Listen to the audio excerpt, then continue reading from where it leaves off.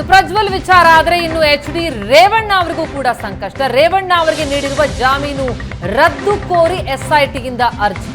High court ಏಕಸದಸ್ಯ ಪೀಠದಲ್ಲಿ ಆ ಅರ್ಜಿಯ ವಿಚಾರಣೆ ಆರಂಭ. ನ್ಯಾಯಮೂರ್ತಿ ಕೃಷ್ಣ ಎಸ್ ದೀಕ್ಷಿತ್ ಅವರ ಪೀಠದಿಂದ ವಿಚಾರಣೆ. ಎಸ್ಐಟಿ ಪರ ಹಿರಿಯ ವಕೀಲ ಪ್ರೊಫೆಸರ್ ರವಿ ವರ್ಮಾ ಕುಮಾರ್ ಹಾಜರಾಗಿದ್ದಾರೆ. ರೇವಣ್ಣಗೆ ಜಾಮೀನು ನೀಡಿದೆ ಜನಪ್ರತಿನಿಧಿಗಳ ನ್ಯಾಯಾಲಯ.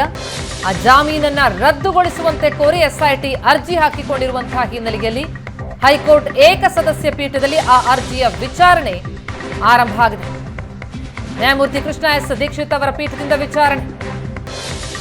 ಎಸ್ಐಟಿ ಪರ ಹಿರಿಯ ವಕೀಲ ರವಿ ವರ್ಮಾ ಕುಮಾರ್ ಅವರು ಹಾಜರಾಗಿದ್ದಾರೆ. 11 ದಿನಗಳ ಕಾಲ ಜೈಲುವಾಸ ಅನುಭವಿಸಿ ರೇವಣ್ಣ ನಂತರ ಬೇಲ್ ಪಡೆದು ಹೊರಬಂದರು. ಜನಪ್ರತಿನಿಧಿಗಳ ನ್ಯಾಯಾಲಯದಲ್ಲಿ ರೇವಣ್ಣ ಅವರಿಗೆ ಜಾಮೀನು ಸಿಕ್ಕಿದೆ. ಆದರೆ ಇದನ್ನ ಪ್ರಶ್ನಿಸಿ ಅಂದರೆ ಜಾಮೀನನ್ನ ರದ್ದು ಕೋರಿ ಹೈಕೋರ್ಟ್ ಏಕಸದಸ್ಯ ಪೀಠಕ್ಕೆ ಎಸ್ಐಟಿ ಅರ್ಜಿ ಹಾಕಿರುವ ಹಿನ್ನೆಲೆ ಅರ್ಜಿ ವಿಚಾರಣೆ ಆರಂಭ ಆಗಿದೆ.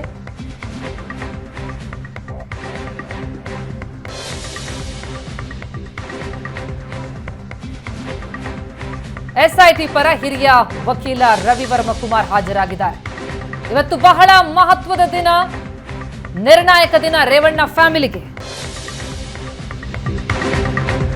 ಇನ್ನು ಪ್ರಜ್ವಲ್ ವಿಚಾರಕ್ಕೆ ಬರೋದಾದ್ರೆ, ಪ್ರಜ್ವಲ್ ಮೊಬೈಲ್ ಅನ್ನ ವಶಕ್ಕೆ ಪಡೆದಿದೆ ಎಸ್ಐಟಿ ತಂಡ.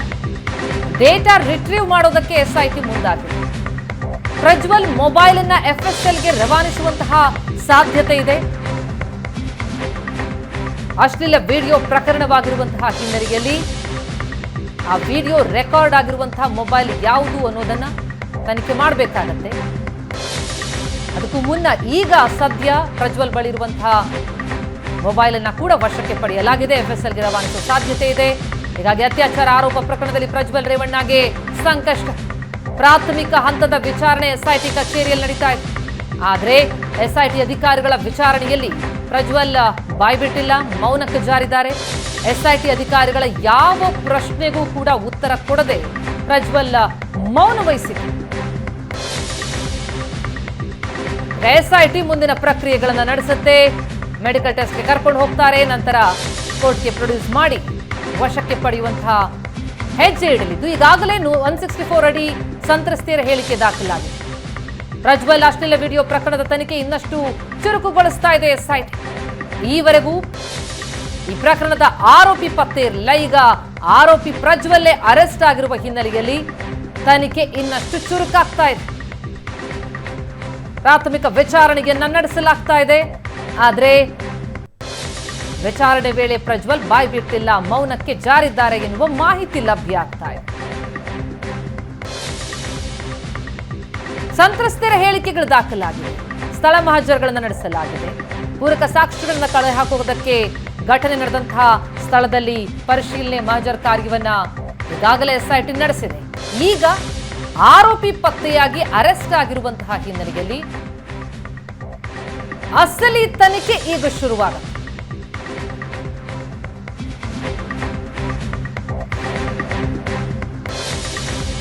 ಇನ್ನು ರೇವಣ್ಣ ವಿಚಾರಕ್ಕೆ ಬರೋದಾದರೆ, ರೇವಣ್ಣ ಅವರಿಗೆ ಕೊಟ್ಟಿರುವಂತಹ ಜಾಮೀನು ರದ್ದು ಕೋರಿ ಎಸ್ಐಟಿ ಸಲ್ಲಿಸಿರುವಂತಹ ಅರ್ಜಿಯ ವಿಚಾರಣೆ ಹೈಕೋರ್ಟ್ ಏಕಸದಸ್ಯ ಪೀಠದಲ್ಲಿ ಆರಂಭ ಆಗಿದ್ದು, ನ್ಯಾಯಮೂರ್ತಿ ಕೃಷ್ಣ ಎಸ್ ದೀಕ್ಷಿತ್ ಅವರ ಪೀಠದಿಂದ ವಿಚಾರಣೆ ನಡೀತಾ ಇದೆ.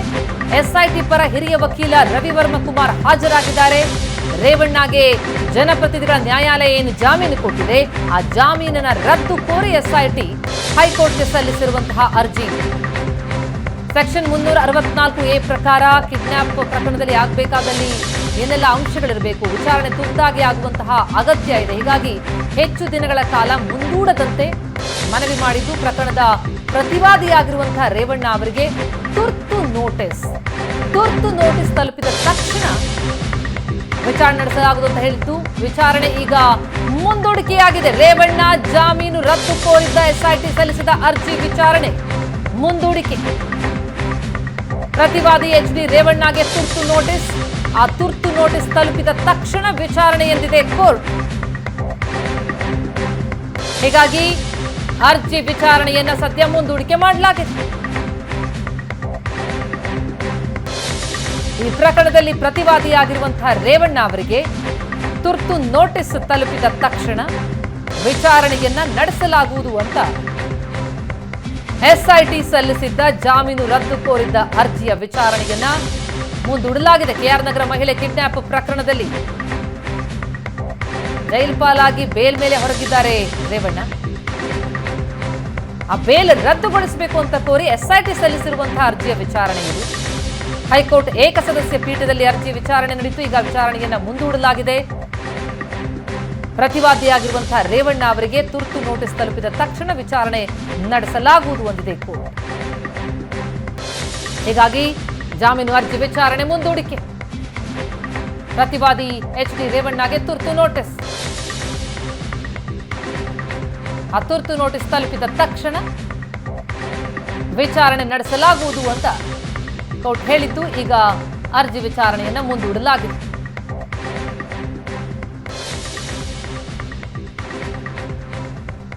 ಮಹಿಳೆ ಕಿಡ್ನಾಪ್ ಪ್ರಕರಣಕ್ಕೆ ಸಂಬಂಧಪಟ್ಟಂತೆ ಎಸ್ಐಟಿ ವಿಚಾರಣೆ ಎದುರಿಸಿ ನ್ಯಾಯಾಂಗ ಬಂಧನವನ್ನ ಅನುಭವಿಸಿ ಜೊತೆಗೆ ಜನಪ್ರತಿನಿಧಿಗಳ ನ್ಯಾಯಾಲಯದಿಂದ ಜಾಮೀನು ಪಡೆದು ಹೊರಗಿದ್ದಾರೆ ರೇವಣ್ಣ. ಆದರೆ ಈ ಜಾಮೀನನ್ನ ರದ್ದುಗೊಳಿಸಬೇಕು, ವಿಚಾರಣೆ ತುರ್ತಾಗೋ ಅಗತ್ಯ ಇದೆ ಅಂತ ಎಸ್ಐಟಿ ವಾದ ಮಾಡಿದ್ದು. ನ್ಯಾಯಮೂರ್ತಿ ಕೃಷ್ಣ ಎಸ್ ದೀಕ್ಷಿತ್ ಅವರ ಪೀಠದಲ್ಲಿ ವಿಚಾರಣೆ ಆರಂಭ ಆಯಿತು. ಆದರೆ ಪ್ರಕರಣದ ಪ್ರತಿವಾದಿಯಾಗಿರುವಂತಹ ರೇವಣ್ಣ ಅವರಿಗೆ ತುರ್ತು ನೋಟಿಸ್ ಕೊಡಲಾಗಿದ್ದು, ಆ ನೋಟಿಸ್ ತಲುಪಿದ ತಕ್ಷಣ ವಿಚಾರಣೆ ನಡೆಸಲಾಗುವುದು ಅಂತ ಅರ್ಜಿ ವಿಚಾರಣೆಯನ್ನ ಮುಂದೂಡಿದೆ ಹೈಕೋರ್ಟ್.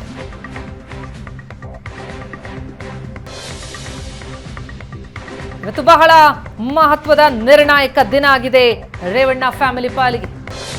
ರೇವಣ್ಣ ಪುತ್ರ ಪ್ರಜ್ವಲ್ ಅರೆಸ್ಟ್ ಆಗಿದ್ದಾರೆ, ಎಸ್ಐಟಿ ವಶದಲ್ಲಿದ್ದಾರೆ. ಇತ್ತ ಎಚ್.ಡಿ. ರೇವಣ್ಣ ಮೇಲೂ ಕೂಡ ಕಿಡ್ನಾಪ್ ಪ್ರಕರಣ ಇರುವಂತಹ ಹಿನ್ನೆಲೆಯಲ್ಲಿ ಜಾಮೀನೇನೋ ಸಿಕ್ಕಿತ್ತು. ಆದರೆ ಆ ಜಾಮೀನು ರದ್ದು ಕೋರಿ ಎಸ್ಐಟಿ ಏನು ಅರ್ಜಿ ಹಾಕಿತ್ತು, ಆ ಅರ್ಜಿಯ ವಿಚಾರಣೆ ಇವತ್ತಿತ್ತು. ಅದನ್ನ ಈಗ ಮುಂದೂಡಲಾಗಿದೆ. ಕೆಆರ್ ನಗರ ಮಹಿಳೆ ಕಿಡ್ನಾಪ್ ಪ್ರಕರಣ ಅದು. ಆ ಪ್ರಕರಣದಲ್ಲಿ ಸಂತ್ರಸ್ತ ಮಹಿಳೆಯ ಪುತ್ರ ಒಂದು ದೂರು ಕೊಟ್ಟಿದ್ದ. ನನ್ನ ತಾಯಿಯನ್ನ ಕಿಡ್ನಾಪ್ ಮಾಡಿದ್ದಾರೆ.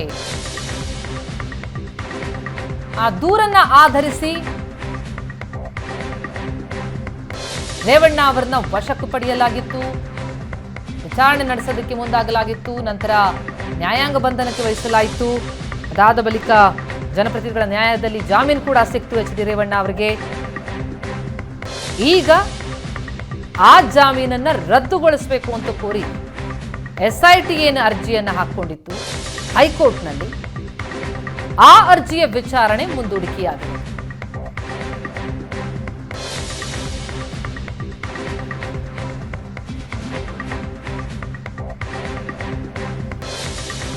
ಎಸ್ ರೇವಣ್ಣ ಅವರಿಗೆ ನೀಡಿರುವಂತಹ ಜಾಮೀನು ರದ್ದು ಕೋರಿ ಎಸ್ಐಟಿ ಸಲ್ಲಿಸಿರುವಂತಹ ಅರ್ಜಿಯ ವಿಚಾರಣೆಯನ್ನು ಪ್ರಕರಣದ ಪ್ರತಿವಾದಿಯಾಗಿರುವಂತಹ ರೇವಣ್ಣ ಅವರಿಗೆ ತುರ್ತು ನೋಟಿಸ್ ತಲುಪಿದ ತಕ್ಷಣ ನಡೆಸಲಾಗುವುದು ಅಂತ ವಿಚಾರಣೆ ಮುಂದೂಡಿದೆ ಹೈಕೋರ್ಟ್. ಈ ಬಗ್ಗೆ ಡೀಟೇಲ್ಸ್ ಪಡೆಯೋಣ. ನಮ್ಮ ರಿಪೋರ್ಟರ್ ಹರೀಶ್ ಈಗ ಸಂಪರ್ಕದಲ್ಲಿದ್ದಾರೆ.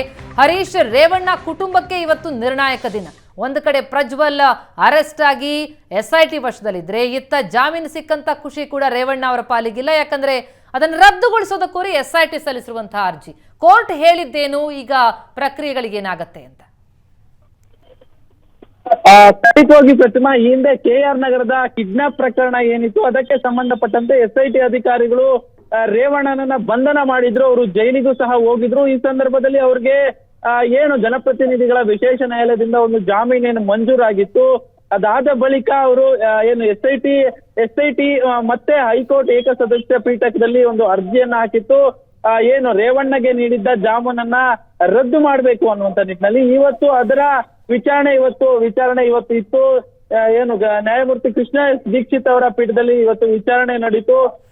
ಏನು ಈ ಒಂದು ರೇವಣ್ಣಗೆ ಕೊಟ್ಟಿದ್ದಂತಹ ಜಾಮೀನನ್ನ ರದ್ದು ಮಾಡ್ಬೇಕು ಅಂತೇಳಿ ಎಸ್ಐಟಿ ಪರ ವಕೀಲರು ವಾದ ಮಂಡಿದ್ರು. ಜೊತೆಗೆ ಇವತ್ತು ಅವ್ರಿಗೆ ತುರ್ತಾಗಿ ಆಗುವ ಅವರ ವಿಚಾರಣೆ ಅಗತ್ಯ ಇದೆ ಅಂತ ಹೇಳಿ ಒಂದು ನೋಟಿಸ್ ಅನ್ನ ಸಹ ಕೊಟ್ಟಿರುವಂತದ್ದು. ಜೊತೆಗೆ ಮುಂದಿನ ವಾರಕ್ಕೆ ಈ ಒಂದು ವಿಚಾರಣೆ ಅಂದ್ರೆ ಅವರ ಜಾಮೀನು ರದ್ದು ಕೋರಿ ಏನೊಂದು ವಿಚಾರಣೆ ಒಂದು ಅರ್ಜಿಯನ್ನ ಸಲ್ಲಿಸಿದ್ರು. ಈ ಒಂದು ವಿಚಾರಣೆಯನ್ನ ಮುಂದಿನ ವಾರಕ್ಕೆ ಇದೀಗ ಮುಂದೂಡಿ ಇರುವಂತದ್ದು ಪ್ರತಿಮಾ.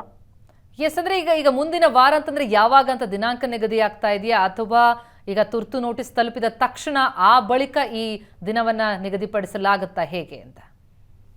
ಅಂದ್ರೆ ಈಗ 1 ವಾರಗಳ ಕಾಲ ಏನ್ ಮುಂದೂಡುವಿರುವಂತದ್ದು, ಅಂದ್ರೆ ಇವತ್ತಿಗೆ 7 ದಿನ, ಅಂದ್ರೆ ಗುರುವಾರದ ಅಷ್ಟೊತ್ತಿಗೆ ಮತ್ತೆ ಈ ಒಂದು ವಿಚಾರಣೆ ಆರಂಭ ಆಗುತ್ತೆ. ಇನ್ನು ದಿನಾಂಕ ನಿಗದಿ ಆಗಿಲ್ಲ, ಆದ್ರೆ 1 ವಾರಗಳ ಕಾಲ ಏನು ವಿಚಾರಣೆಯನ್ನ ಮುಂದೂಡಿರುವಂತದ್ದು. 1 ವಾರಗಳ ಬಳಿಕ ಮತ್ತೆ ವಿಚಾರಣೆಯನ್ನ ಕೈಗೆತ್ತಿಕೊಳ್ಳಲಾಗುತ್ತೆ. ಆಗ ಮತ್ತೆ ಏನು SIT ಅಧಿಕಾರಿಗಳು ವಾದವನ್ನ ಮಂಡಿಸ್ತಾರೆ. ಅಂದ್ರೆ ಏನು ಈ ಒಂದು KR ನಗರ ಪ್ರಕರಣಕ್ಕೆ ಸಂಬಂಧಪಟ್ಟಂತೆ ಈಗಾಗ್ಲೇ ಅವ್ರಿಗೆ ಜಾಮೀನು ರೇವಣ್ಣಗೆ ಮಂಜೂರಾಗಿದೆ. ಹೀಗಾಗಿ ಅವರ ಜಾಮೀನನ್ನ ರದ್ದು ಮಾಡ್ಬೇಕು ಅಂತ ಹೇಳಿ SIT ಏನು ಇದೀಗ ಏನು ಅರ್ಜಿಯನ್ನ ಸಲ್ಲಿಸಿರುವಂತದ್ದು. ಅದಕ್ಕೆ ಸಂಬಂಧಪಟ್ಟಂತೆ ಇದೀಗ 1 ವಾರಗಳ ಕಾಲ ವಿಚಾರಣೆಯನ್ನ ಮುಂದೂಡಿರುವಂತದ್ದು ಪ್ರತಿಮಾ. ಎಸ್ ಹರೀಶ್, ರೇವಣ್ಣ ಪ್ರಕರಣವನ್ನೇ ರದ್ದುಗೊಳಿಸೋದಕ್ಕೆ ಅಲ್ಲಿ ಅರ್ಜಿ ಹಾಕುವಂತ ಪ್ರಯತ್ನಕ್ಕೆ ಮುಂದಾಗಿದ್ರು. ಆದ್ರೆ ಈಗ ನೋಡ್ತಾ ಹೋದ್ರೆ ಅವರ ಜಾಮೀನೇ ರದ್ದಾಗುವಂತಹ ಒಂದು ಸಂಭಾವ್ಯತೆ ಕಂಡು ಬರ್ತಾ ಇದೆಯಾ, ಹೇಗೆ ಅಂತ? ಖಂಡಿತವಾಗಿ ಪ್ರತಿಮಾ. ಈ ಹಿಂದೆ ಅಂದ್ರೆ ಈ ಒಂದು ಪ್ರಕರಣವೇ ಸುಳ್ಳು ಅಂತ ಹೇಳಿ ಈ ಪ್ರಕರಣವನ್ನೇ FIR ರದ್ದು ಕೋರಿ ರೇವಣ್ಣ ಕೋರ್ಟ್ ನ ಮೊರೆ ಹೋಗಿದ್ರು. ಆದ್ರೆ ಇದೀಗ SIT ಅಧಿಕಾರಿಗಳು ಏನು ರೇವಣ್ಣ ಜಾಮೀನಿಗೆ ಕುತ್ತು ತರುವಂತ ನಿಟ್ಟಿನಲ್ಲಿ ಇದೀಗ ಹೆಜ್ಜೆಯನ್ನ ಇಟ್ಟಿರುವಂತದ್ದು. ಅಂದ್ರೆ ಈಗಾಗ್ಲೇ ಏನು ಅವರು KR ನಗರ ಪ್ರಕರಣದಲ್ಲಿ ಬಂಧನವಾಗಿ ಜೈಲು ಸೇರಿದ್ರು. ಆಗ ಅವ್ರಿಗೆ ಒಂದು ಅವರ ನಿರೀಕ್ಷಣಾ ಜಾಮೀನು ಸಹ ಸಿಕ್ಕಿರ್ಲಿಲ್ಲ. ಜೊತೆಗೆ ಅವರ ನಂತರ ಅವ್ರಿಗೆ ಒಂದು ಜಾಮೀನು ಸಿಕ್ಕಿತ್ತು. ಅಂದ್ರೆ ಈ ಒಂದು KR ನಗರ ಕಿಡ್ನಾಪ್ ಪ್ರಕರಣದಲ್ಲಿ ರೇವಣ್ಣ A1 ಆರೋಪಿ ಆಗಿದ್ರು. ಇದ್ರಲ್ಲಿ ಇವ್ರಿಗೆ ಜಾಮೀನು ಸಿಕ್ಕಿತ್ತು. ಅದಾದ ಬಳಿಕ ಅವ್ರು ಈ ಪ್ರಕರಣವನ್ನೇ ರದ್ದು ಮಾಡ್ಬೇಕು ಅಂತ ಹೇಳಿ ಕೋರ್ಟ್ ನ ಮೊರೆ ಹೋಗಿದ್ರು. ಆದ್ರೆ ಇದೀಗ SIT ಅಧಿಕಾರಿಗಳು ಅವರ ಜಾಮೀನು ಏನ್ ಸಿಕ್ಕಿದೆ ಅದನ್ನೇ ರದ್ದು ಮಾಡ್ಬೇಕು ಅಂತ ಹೇಳಿ ಹೈಕೋರ್ಟ್ ಮೊರೆ ಹೋಗಿರುವಂತದ್ದು ತೀವ್ರ ಕುತೂಹಲವನ್ನ ಕೆರಳಿಸಿರುವಂತದ್ದು. ಒಂದು ವೇಳೆ ಏನಾದ್ರೂ ಅವರು ಜಾಮೀನು ರದ್ದಾದ್ರೆ ಮತ್ತೆ ಏನು ಜೈಲಿಗೆ ಹೋಗುವಂತ ಒಂದು ಸಂದರ್ಭ ಉಂಟಾಗಬಹುದು ಪ್ರತಿಮಾ. ಥ್ಯಾಂಕ್ ಯು ಹರೀಶ್ ತಮ್ಮ ಮಾಹಿತಿ.